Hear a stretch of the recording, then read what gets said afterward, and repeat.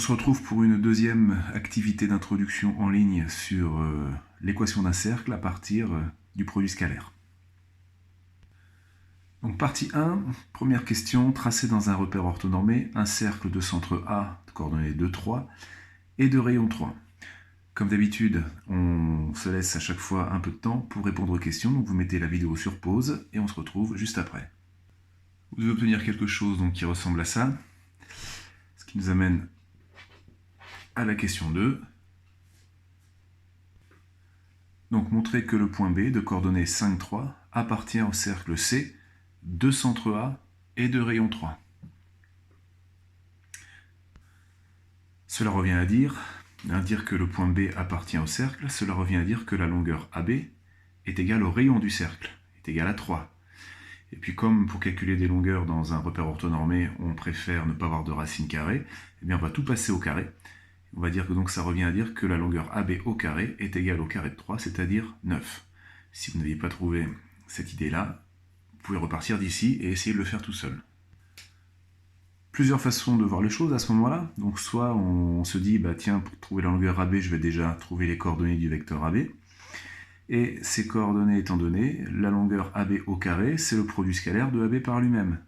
Autrement dit, c'est 3 fois 3. 3 fois 3 plus 0 fois 0, ce qui fait 9.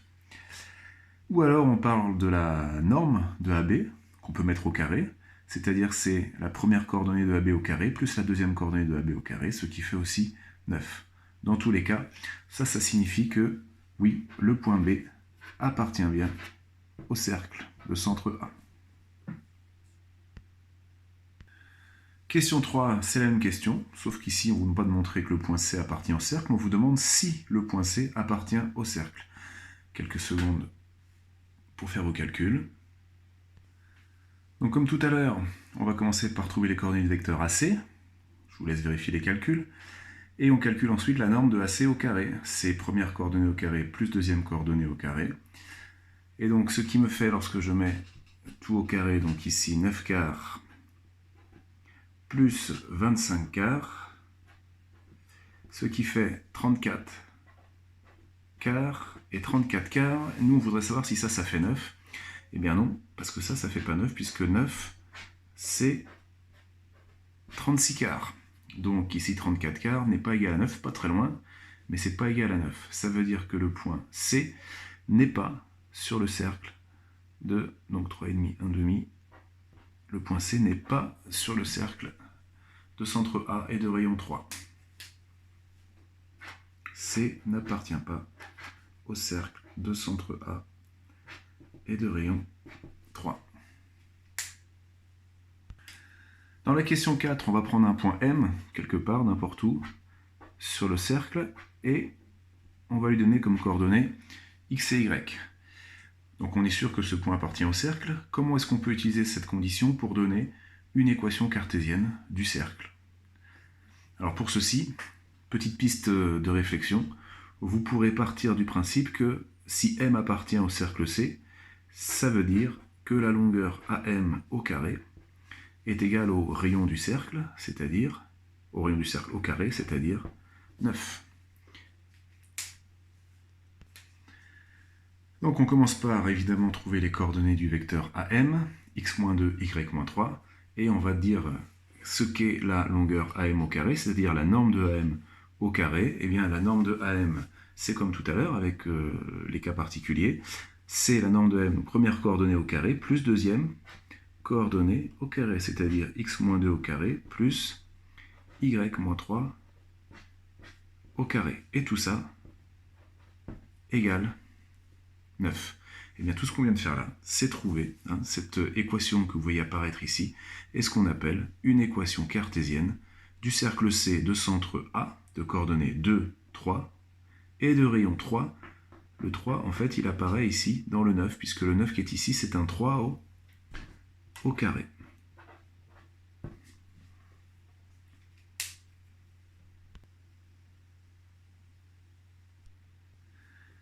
Donc, ce qui nous amène au bilan suivant.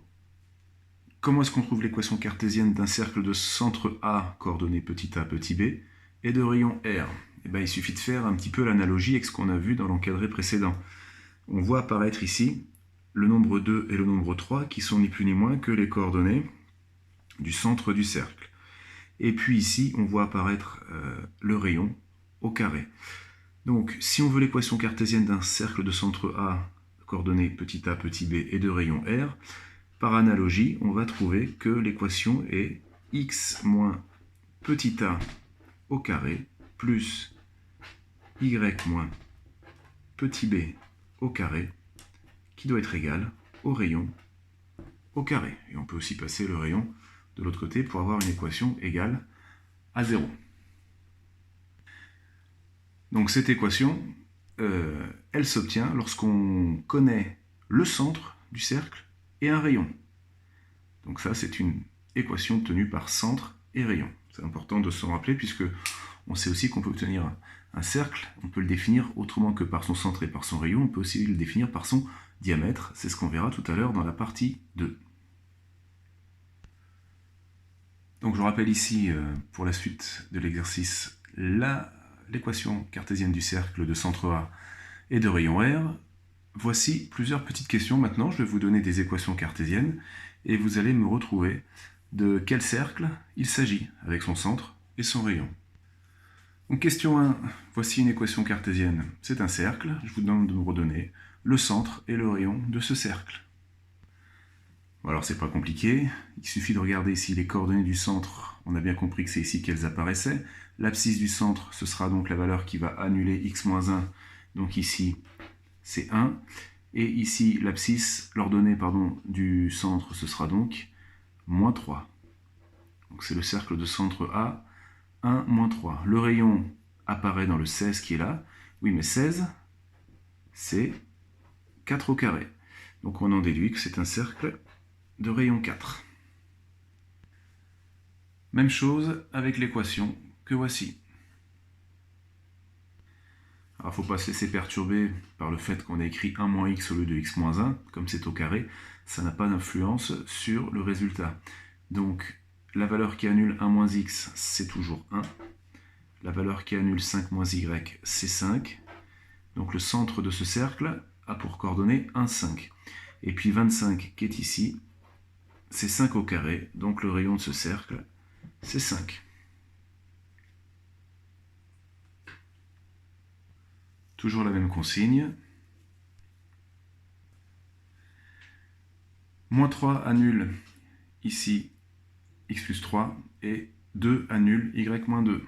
Donc les coordonnées du centre, c'est moins 3, 2.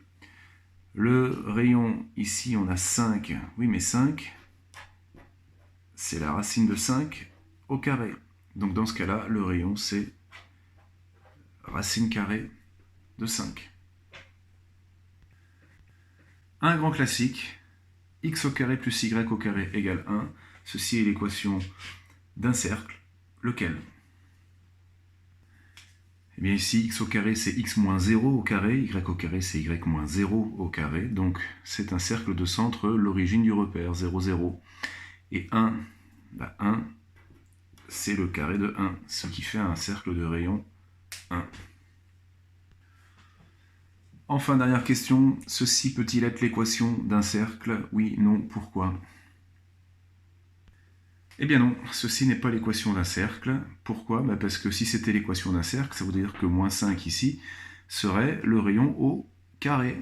Or, eh bien, r au carré égale moins 5 est une équation qui n'a pas de solution. Un carré est toujours positif.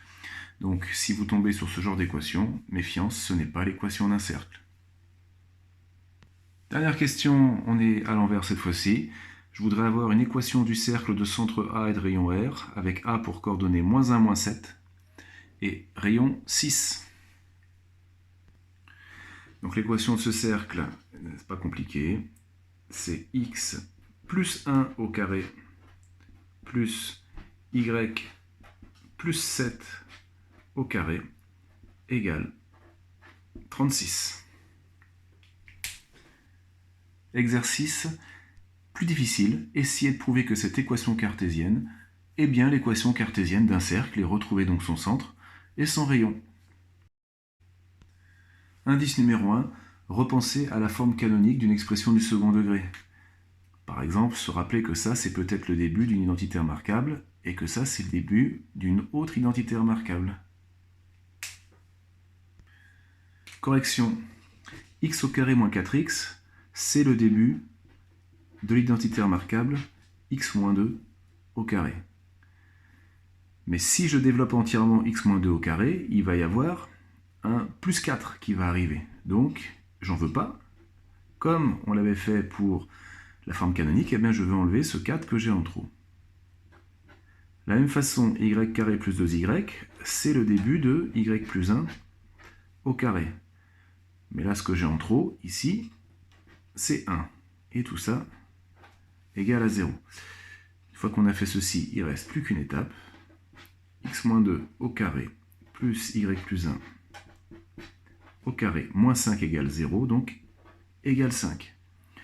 On retrouve bien une équation comme on les connaît, et donc ceci, c'est l'équation d'un cercle de centre A coordonné 2, moins 1, et de rayon racine de 5. À vous d'essayer avec une nouvelle équation, essayez de transformer cette équation en quelque chose qui ressemble à ça, et trouver le centre et le rayon de ce cercle. Première chose ici, faire apparaître les débuts d'identité remarquable. X au carré plus 6x plus y au carré moins 8y plus 3 égale 0. X au carré plus 6x, c'est le début de x plus 3 au carré, auquel je vais enlever 3 au carré qui est en trop, donc j'enlève 9. Y au carré moins 8y, c'est le début de y moins 4 au carré, duquel j'enlève 16, puisqu'il va y avoir 16 en trop, et plus 3 égale 0. Moins 9 moins 16 moins 25 plus 3, c'est-à-dire moins 22. On va donc se retrouver avec l'équation suivante, x plus 3 au carré plus y moins 4 au carré égale 22. Ceci est bien l'équation d'un cercle. C'est le cercle de centre A de coordonnées moins 3, 4 et de rayon racine carrée de 22. Voilà, c'est la fin de la partie 1, dans laquelle on a donc trouvé un moyen d'exprimer à partir d'un centre et d'un rayon une équation cartésienne d'un cercle. Si j'ai l'équation cartésienne, je peux trouver centre et rayon. Si j'ai centre et rayon, je peux trouver l'équation cartésienne. Alors dans cette deuxième partie, on va continuer à chercher des équations cartésiennes de cercle, mais non plus à partir d'un centre et d'un rayon, mais à partir de son diamètre. Donc on va considérer un cercle de diamètre AB, avec deux points A, coordonnées moins 3, 2, et B, coordonnées 2, 5. Objectif, trouver une équation cartésienne de ce cercle, sans trouver ni le centre, ni le rayon. Donc cercle que voici. Donc on va placer sur ce cercle n'importe où, ici par exemple, un point M de coordonnées XY. Objectif, à partir de ce point M, trouver une manière de trouver une équation cartésienne du cercle de diamètre AB. Alors pour ceci, on va faire appel à un bon vieux théorème de collège, parce que c'est toujours dans les vieilles marmites qu'on fait les meilleures soupes, qui dit que lorsqu'un point M est sur le cercle de diamètre AB, alors le triangle AMB a une propriété particulière, c'est un triangle rectangle. Vous pourrez faire d'autres tracés pour d'autres points M, vous vérifierez que cette propriété est toujours vraie. Alors, dire que le triangle AMB est rectangle, c'est intéressant parce que ça veut dire qu'on va avoir dans cette figure des vecteurs qui sont orthogonaux. Je vous laisse réfléchir auxquels. Donc effectivement, les vecteurs AM, MA si vous préférez, et MB sont orthogonaux puisque le triangle est rectangle. Quelle est la conséquence grâce au produit scalaire? Qu'est-ce qu'on peut écrire comme égalité de produit scalaire? Donc le point M de coordonnées XY appartient au cercle de diamètre AB, le triangle MAB est donc rectangle en M, toujours sous mon vieux théorème de collège, et les vecteurs MA et MB sont donc orthogonaux. Pour vous, réflexe, dès que deux vecteurs sont orthogonaux, qu'est-ce que ça veut dire? Eh bien, ça veut dire que le produit scalaire de MA par MB est égal à 0. Je vous laisse donc trouver les coordonnées de vecteur MA, les coordonnées de vecteur MB, calculer le produit scalaire MA scalaire MB, dire que ça fait 0, et en déduire donc une équation cartésienne du cercle C de diamètre AB. Pour MA, vous devez trouver moins 3 moins X, 2 moins Y. Pour MB, coordonnées 2 moins X, 5 moins Y. On n'a plus qu'à calculer le produit scalaire MA par MB et se laisser guider tranquillement par les calculs. Donc ce qui nous donne moins 3 moins X fois 2 moins X, plus 2 moins Y fois 5 moins Y, double distributivité, et on trouve ceci qui vaut, condition de départ, 0. On va réduire toute la partie du membre de gauche, et on se retrouve avec cette équation. Et on reconnaît ce qu'on a fait dans la partie 1, à savoir l'équation d'un cercle, enfin, normalement si tout se passe bien. Donc, qu'est-ce qu'on va faire à partir de là? Eh bien, on va essayer de retrouver les identités remarquables qui étaient présentes avant d'avoir développé. X au carré plus X, Y au carré moins 7Y.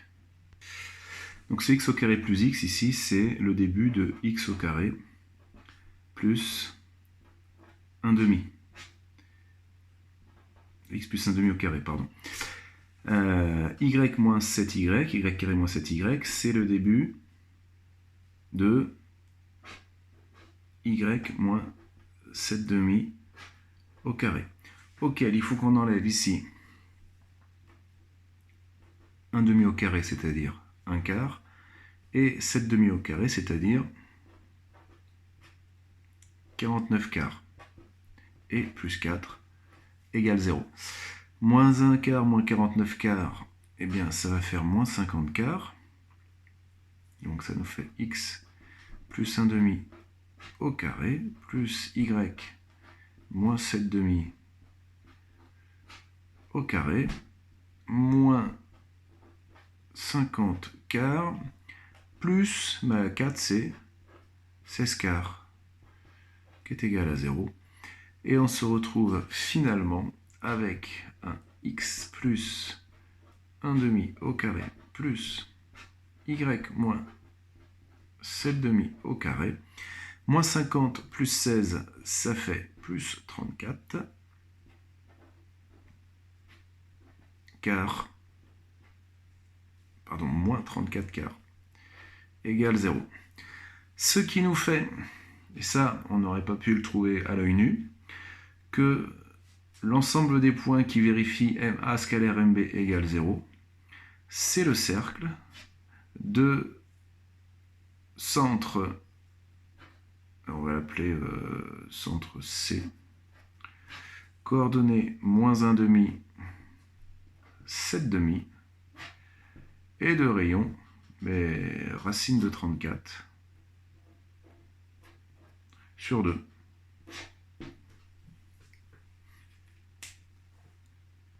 Ce qui me mène au bilan final sur l'équation cartésienne d'un cercle. Je peux l'obtenir soit par centre et rayon, soit par diamètre. Si le centre a pour coordonnées petit a petit b et le rayon r, alors l'équation cartésienne du cercle est x moins a au carré plus y moins b au carré égale grand R au carré. Si c'est un diamètre AB et que je prends un point M de coordonnées x, y qui appartient au cercle, alors j'obtiens l'équation cartésienne du cercle en utilisant l'égalité de produits scalaires suivante. MA scalaire MB égale 0, et je conclus en retrouvant une équation de ce type par les méthodes qu'on a vues précédemment. Il nous restera des petites choses supplémentaires à voir aussi en exercice. Par exemple, est-ce qu'on peut trouver les coordonnées de points d'intersection entre deux cercles, entre un cercle et une droite? Comment est-ce qu'on s'y prend? Et on verra toutes ces petites méthodes.